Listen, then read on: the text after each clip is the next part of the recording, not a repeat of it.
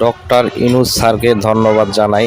মানুষটাই এত সৎ, এই বৃষ্টির মধ্যে দেখেন কি পরিশ্রম কইরা দেশের জন্য কাজ করতেছে। দেশ